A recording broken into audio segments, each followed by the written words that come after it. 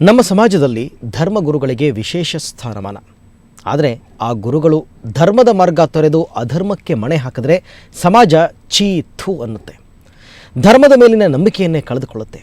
ಅಂತಹ ಅಧರ್ಮ ಗುರುವಿನ ಅನಾಚಾರದ ಕಥೆಯೊಂದು ಇಲ್ಲಿದೆ ನೋಡಿ.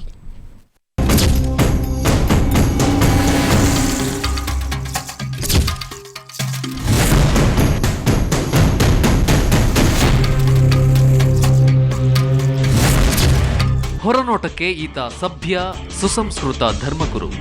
ಹೆಸರು ಬ್ರದರ್ ಜಾನ್ ಅಲಿಯಾಸ್ ಬಸವರಾಜ್ ಅಂತ. ಬೆಂಗಳೂರಿನ ಇಂದಿರಾನಗರದ full gospel assembly of God church worship ಸೆಂಟರ್ನ ಬ್ರದರ್.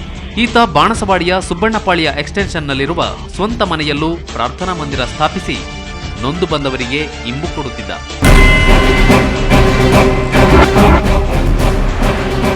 ಆದ್ರೆ ಈತ ಬರೀ ಪ್ರಾರ್ಥನೆ ಮಾಡ್ತಿದ್ರೆ ಇವತ್ತು ಸುದ್ದಿ ಆಗ್ತಿರ್ಲಿಲ್ಲ. ಈತ ಪ್ರಾರ್ಥನೆ ನೆಪದಲ್ಲಿ ನೊಂದು ಬಂದ ಹೆಣ್ಣು ಮಕ್ಕಳ ಮಾನ ಮಾರಾಟಕ್ಕಿಟ್ಟ. ಮತಾಂತರ ಮಾಡಿ ಮನೆಯಲ್ಲೇ ವೇಶ್ಯಾವಾಟಿಕೆ ದಂಧೆ ನಡೆಸಿದ.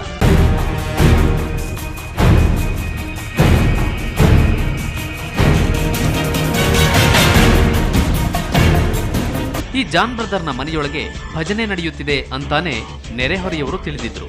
ಆದ್ರೆ ಆತ ಮಾಡಿದ ಭಜನೆಯೇ ಬೇರೆ ಅನ್ನೋದು ಸುವರ್ಣ ನ್ಯೂಸ್ನ ಕವರ್ ಸ್ಟೋರಿ ತಂಡ ರಹಸ್ಯ ಕಾರ್ಯಾಚರಣೆಯಿಂದ ಬಹಿರಂಗಗೊಳಿಸಿತು.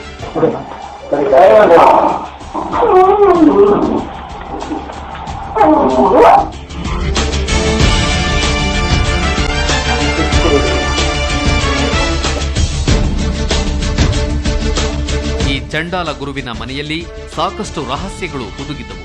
4 ಗೋಡೆಗಳ ಮಧ್ಯೆ ಚಿತ್ರಹಿಂಸೆಯ ಚೀತ್ಕಾರಗಳು ಕೇಳಿಸುತ್ತಿದ್ದವು. ಆದರೆ ಅದನ್ನ ಅರಿಯುವ ಮನಸ್ಸು ಮಾತ್ರ ಯಾರಿಗೂ ಇರಲಿಲ್ಲ.